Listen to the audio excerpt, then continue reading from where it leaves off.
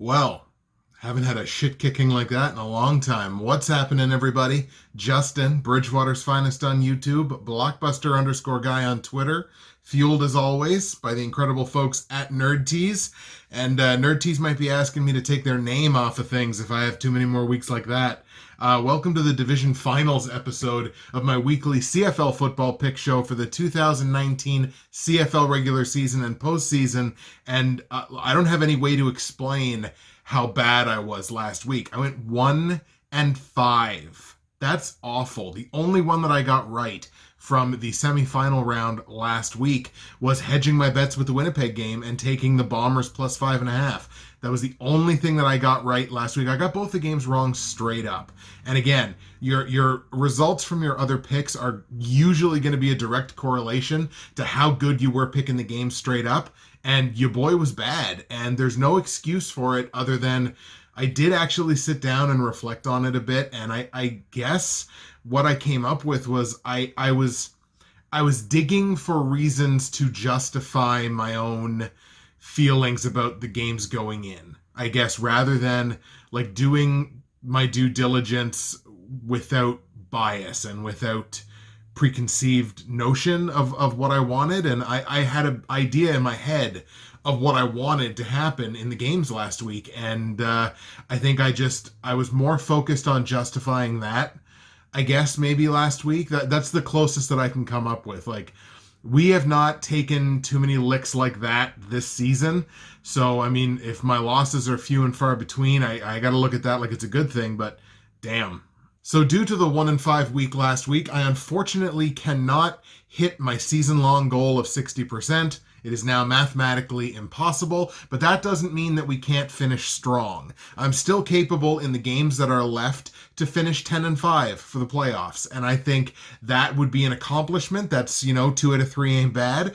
I mean, if I can run the table here, why not just do that? And some people are going to look at that like, oh, he's being cocky. Trust me, after the week that I just had in both leagues, I'm anything but cocky. Like, I would feel like my confidence is kind of at an all-time low after the last week that I had in both leagues.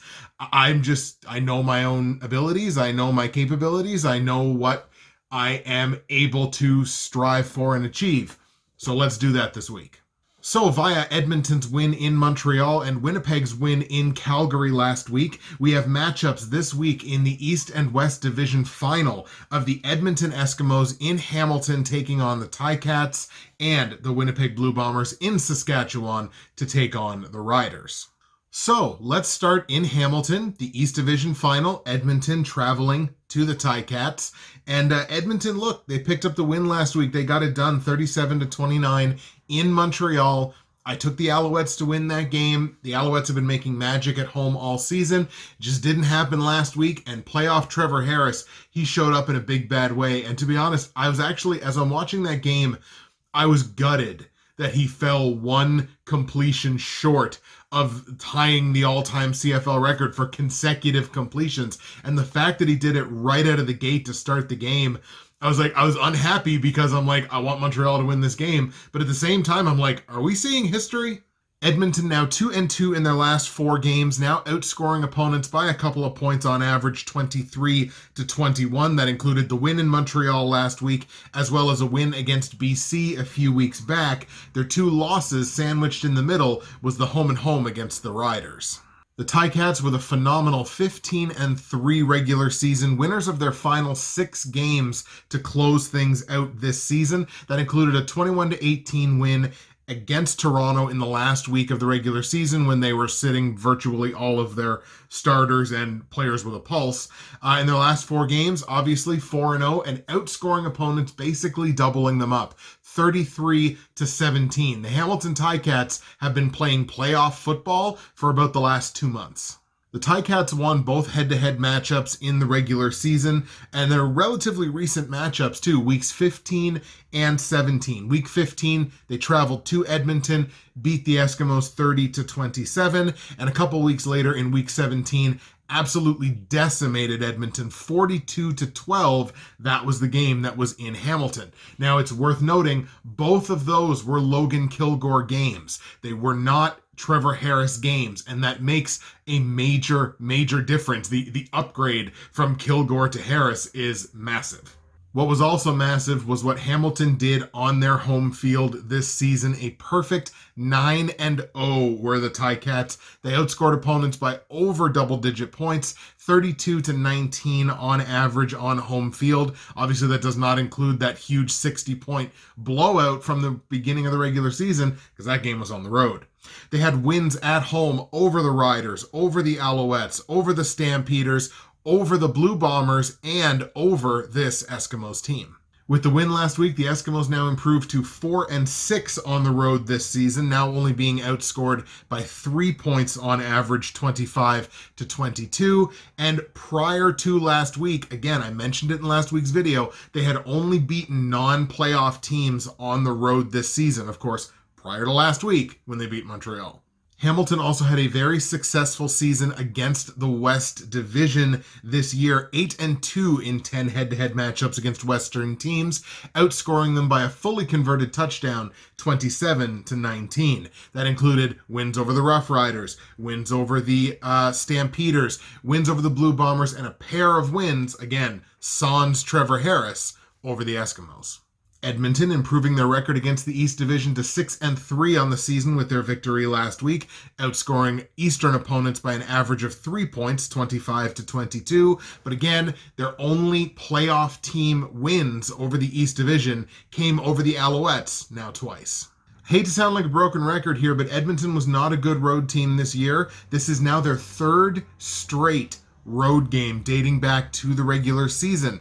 Eventually, the law of averages has to come back around. This was not a good enough road team this year, I don't think, to survive, winning a third straight game on the road or playing to win a third straight game away from their home building. Again, I sound like a broken record, and most of the, the Trevor Harris fans and the Edmonton Eskimos fans are going to be upset with me for saying that, but the numbers don't lie about what this team did away from their own building.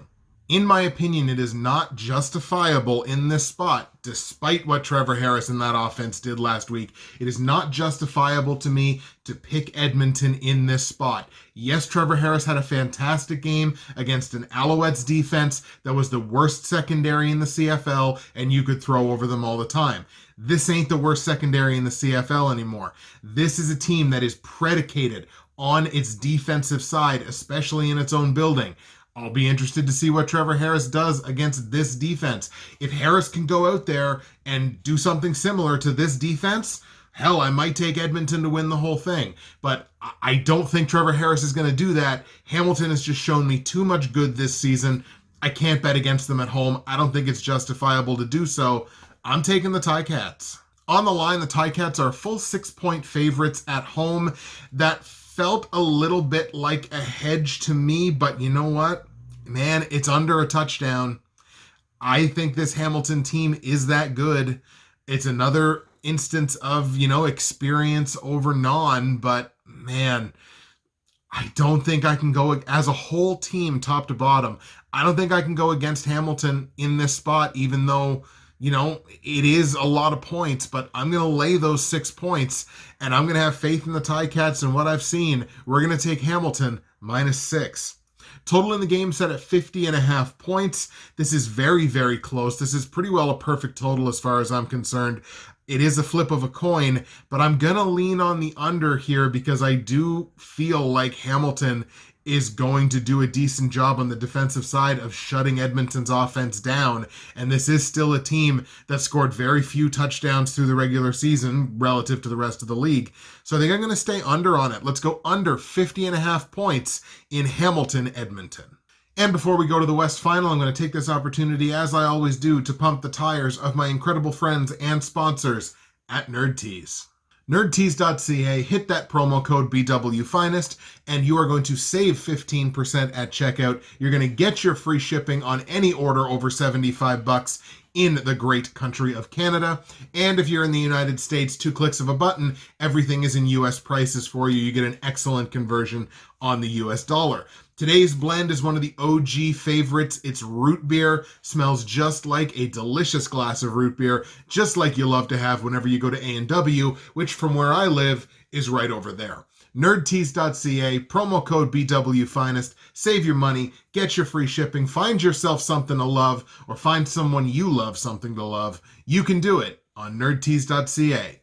Christmas is coming. All right, folks, here we go. West Division Final. The Winnipeg Blue Bombers in Saskatchewan to take on the Roughriders. Lots of history just this season between these two football teams. Winnipeg now 12-7 on the season, winners of 2 consecutive games, including that 35-14 victory in Calgary over the Stampeders, the first time Bo Levi Mitchell has lost a home playoff start in McMahon Stadium. A big deal for Winnipeg to slay the beast that is the Calgary Stampeders.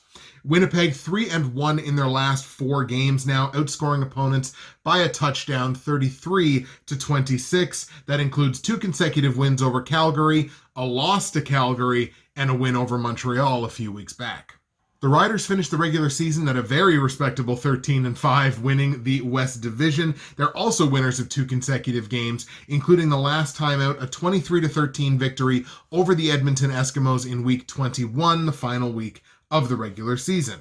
They are also 3-1 in their last 4 games, are the Roughriders, only outscoring opponents by 4 points on average, 26-22.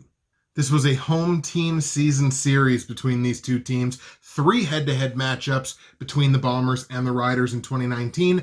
A Week 12 and Week 13 back-to-back. Week 12, Sasky got a 2-point victory in Saskatchewan, 19-17. The very next week, Winnipeg gets revenge in a big bad way. I believe that was the Banjo Bowl.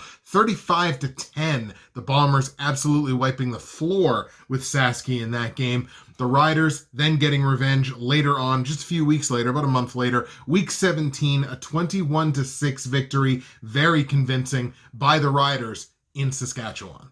And it's for exactly that reason that I talked about for the last few weeks of the season, why that home field advantage and why that opening round bye is so damn important, especially in the West Division, when you have these teams. You might play a team 3 times in the regular season, and how you do against teams at home really defines the top teams in this league. Riders were a very impressive 8-1 in their own building this season, outscoring opponents by a full touchdown, 26-19, so the defense playing very well on their home field. They had wins over Hamilton, 2 over Winnipeg, Montreal, and Edmonton in terms of quality playoff opponent wins. Winnipeg improves their road record this season to 4-6 with the victory last week, and they're now outscoring opponents, in fact, by an average of 2 points, 27-25 in their road games this year, despite being under 500. They snapped a 4-game road losing streak with that win last week. Both Saskatchewan and Winnipeg had solid campaigns inside of their own division this season. Winnipeg 8-3, Saskatchewan 7-3. So very solid performances on both sides. Both of these teams actually only allowing an average of 22 points against in games against the West Division this season. Winnipeg scoring an average of 28, while Sasky only scored an average of 25. So if you're looking for just these marginal edges, Winnipeg technically did have a better season against the West Division this season. However, 3 of those wins for Winnipeg were against Calgary, as well as 1 loss. So if you remove the Calgary games, because it could just be something about Calgary and how Winnipeg could get up for a Calgary game more so than maybe some others, you were looking at 5-2 instead of 8-3. So I'm not saying that invalidates the 8-3. I'm just saying you got to take a look at that because they played one team 4 times. Obviously, another very tight matchup here. The West Division played itself very, very close to the chest all season long. The Riders got the job done head-to-head twice at home this season, and the way that I look at this game is that it's time for the West Division's best defense to shine, and that is the Saskatchewan Roughriders, especially when you put them on their home field where they only gave up 19 points per game at home. The best home defense right up there with the Hamilton Ticats on this season. And I just think defense in both of these games is what's going to wind up being the deciding factor. And I'm going to take the Saskatchewan Roughriders at home. I realize I'm taking both of the favorites. I took both of the favorites straight up last week as well. So, you know what? call it for what it is, but I'm not going to sit here and lie to you and just grab upsets because I have the sake of grabbing upsets. I'm telling you what I genuinely think. I genuinely believe in this Riders team.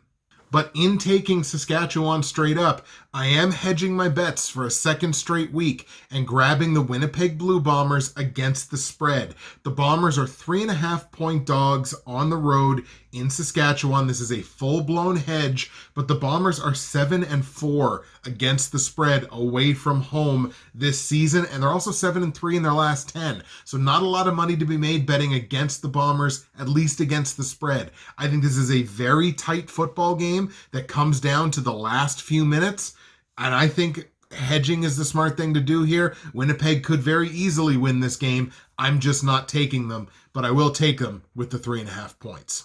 Total in the game is set at 44, and I feel better about this total than I do about the one in the East final. I got this capped at a high 40, maybe even pushing 50 points. So to get a 44, I'm happy to take that. We're going to go over 44 points in the West Division final. There you go, folks. East Division Final and West Division Final picks are in, late as they may be. We'll go over them here with you one more time. I've got the Hamilton Tiger Cats at home beating the Edmonton Eskimos, and I am laying 6 points on the home favorite, Hamilton -6, in a game that stays under 50.5 points.